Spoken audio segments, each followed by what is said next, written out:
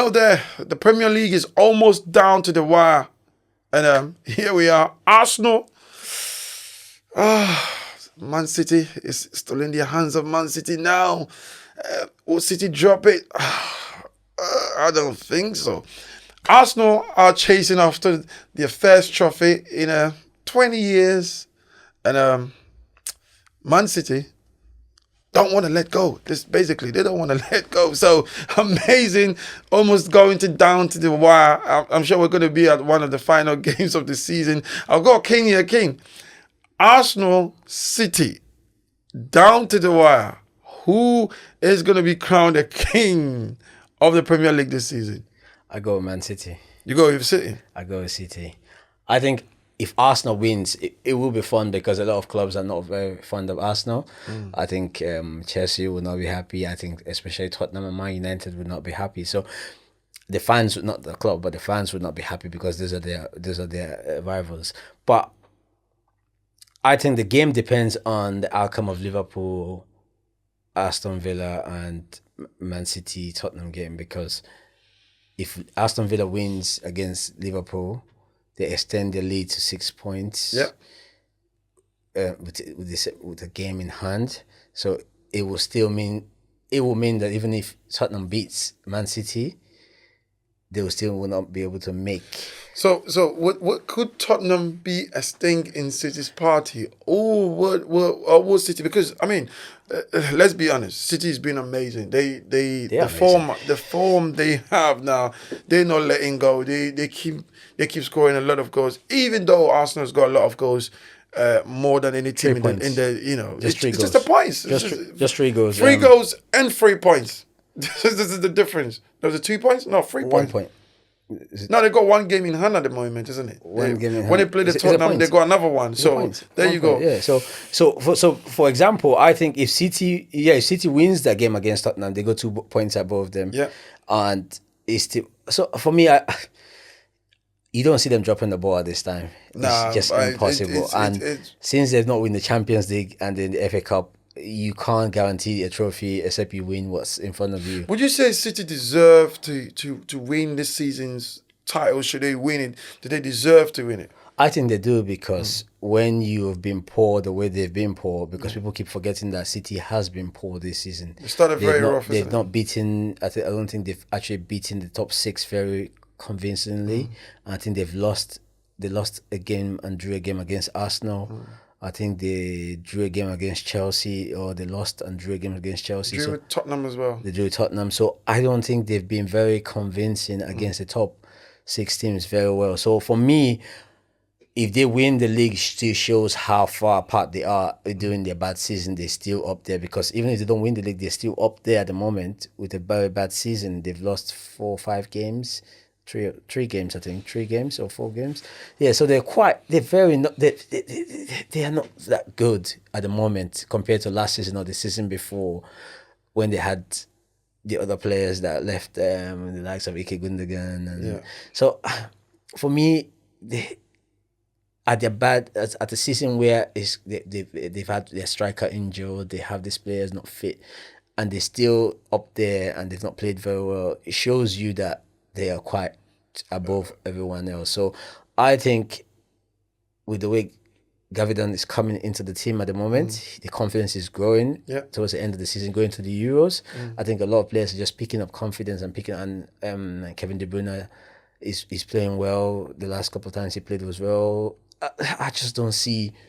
You don't see them, but they struggled against Tottenham though. In the White Hart Lane. Yeah, they were. But I just think that Arsenal, City, these 2 teams have been exceptional this season. Let's not also forget that Arsenal hasn't really, got like a proper centre forward, like a proper number 9, and they've been able to manage to score these number of goals. And also, Arteta started quite well, and in the season, people said, he's gonna blip, but I think all in all, he's actually done enough as a coach and as a manager to really bring the team there. I think the team is ripe. Arsenal, they are ripe now. They're just missing shy of a top striker to be able to pull them through certain games that they don't really play well. And then you have to look at City as well, who've been very consistent. And then when people say they're going to drop points, they keep coming again and again and again. And Pep seems to reinvent himself. That's one thing I like about Pep's team. He kind of reinvents the team that way every single moment in the course of the season. His in-game management is what I really, Yeah, I think really, he has really a very like. good in-game His management, in-game yeah. management is quite different from a lot of managers. And yes, he brings on a player. You're probably thinking, he might not be the one. Then, he gets the winning goal or something. But I think this season, he would not admit it, but I think he's lacked something in the team this season. Now it's obvious that when Kevin De Bruyne got injured, they were not the team of last season for a simple fact that they lacked that control. There was no Gundogan to control the game, so he was forced to bring Phil Foden from the wide into the central to be able to kind of. Because Phil Foden has got the ability to control the ball one way or the other. Yeah, but I don't. I think the problem, me personally, I think the biggest problem City faced this season more is the fact that they bought a striker. They brought in Haaland last season. Haaland is a striker for punch. Yeah. So when you play Haaland, you have to go with that pass to Haaland.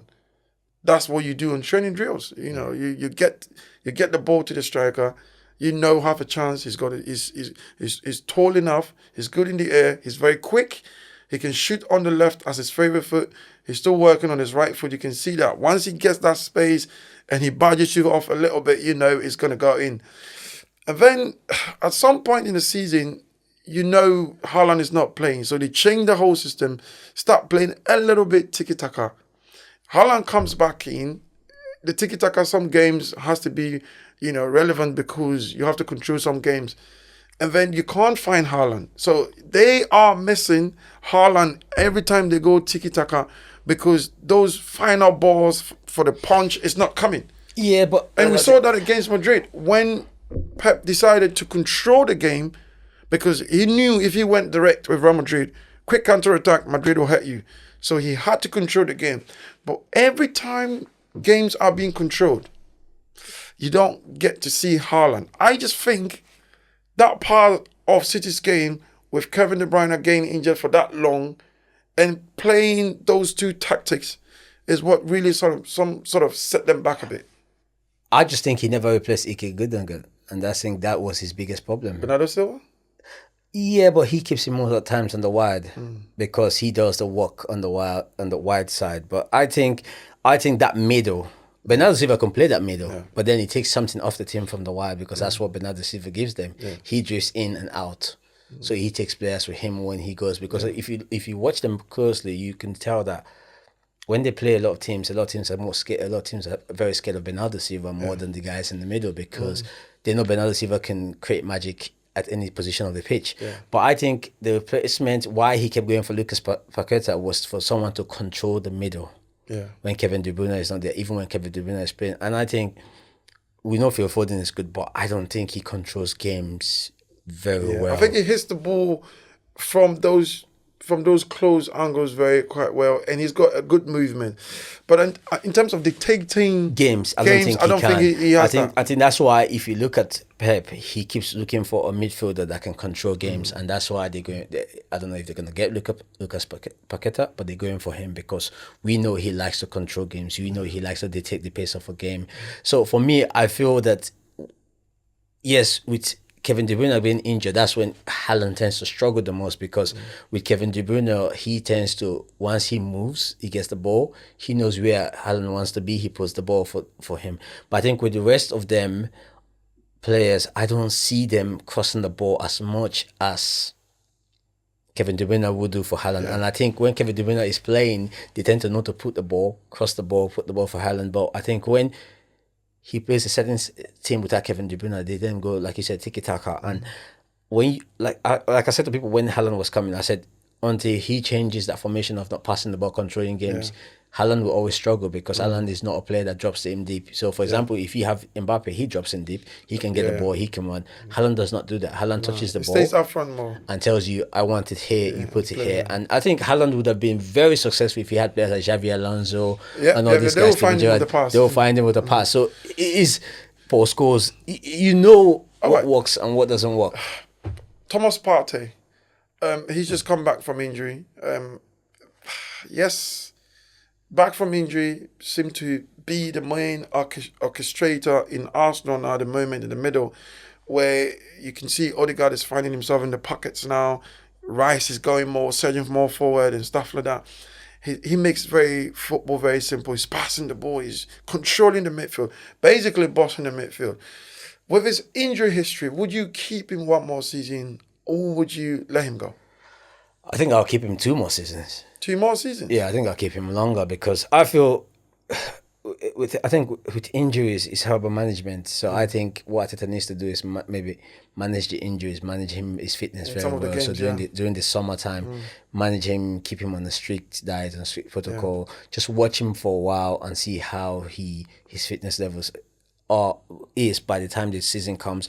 I think it's more about preparation, and then during the games, I think you keep him for 1 or 2 seasons. The reason why, because you get a replacement for him, but you get. I think why a lot of these teams struggle is they take somebody off and put somebody straight away, rather than integrating somebody in Gradually, to learn and to see how the game is being played. Because if you take Madrid for example, you have players that are schooling, they get into school by the older players and they see what it is. So what they do, they take out the older player and they put the younger player with one of the older players. So they nurture them very well in the game and they hold their hands and walk through them.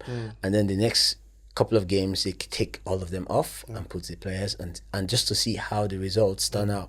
And I think that's what Arsenal needs to do, because if you see, Xhaka left Arsenal and he's basically the engine for Bayer Leverkusen. Yeah. And he's doing exactly the same thing Thomas Partey is doing for Arsenal. So I think Partey has come back and he is definitely just made them very stronger. Amazing. Made them very, tick better, controls the game better for them. So even when they played bad against Man United, he still was one of their best players on the pitch. I want to ask you briefly on Man United as well because of time. Briefly, would you sack Eric Ten Hag end of the season? Would you keep him? Would you sack him? I mean, I think he still hasn't found his team yet. He's complaining about his players, but yes, if you compare this Man United players to Aston Villa, for example, if you compare this Man United squad to, regardless of the injuries, if you compare that to Tottenham, if you compare that to name all the sides that we have here in the Premier League, United still has a decent team, but the team is shapeless. I've heard some. The team is formless. There's no tactics. Everything that seems so clear. Players' roles are still not well defined. You see them all over the place. They defend. They lose. They go a goal down. You don't know how many chances they create from open play. And for me, I don't know if it's. Yes, people are saying about the board recruitment. Yes, but I bet you if you gave this same team to Pep Guardiola, they will lose games. They will draw games. They will win games. Probably the same results he's going to get. But there will be a pattern, a form of play, a style of play, a DNA, something that will make you see, like what Pochettino is doing with Chelsea. I mean, Chelsea is not the best of sides now, but every time they pick the ball, you can read there's something happening. So I don't get that. Honestly, I don't get that. I think with Man United, I think, first of all, I blame the fans. I blame the fans. The fans are the problem for Man United. The reason why I say I blame the fans for Man United is when Erik ten Hag first came, he had an incident with a player. The fans were so full of support for him because they felt the player shouldn't have done what the player done. But I felt what the player did was to tell the fans what was coming. The real picture. The picture of what was coming. And the fans were blinded and they did not understand. Cristiano Ronaldo in that sense. Yes. And I told the fans, some of the fans asked me, and I said he was right because he has pointed at the manager and has shown you people that the manager is not capable of leading such a club. Because the incident happened, Ronaldo left. Sancho came. Obviously, the performance was not working, but was for still the same manager. And they said he sent him for a retreat, whatever. Sancho has gone to Borussia Dortmund, has played a number of games. The first couple of games and were bad. Form now.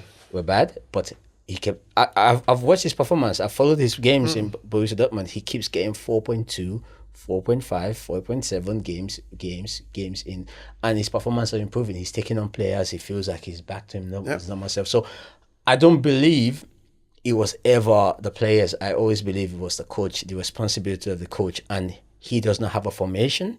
He does not have a team. He does not know what he wanted. He bought Amrabat. He wasn't playing. He wasn't injured. He brought Ahmad back from Anthony as well.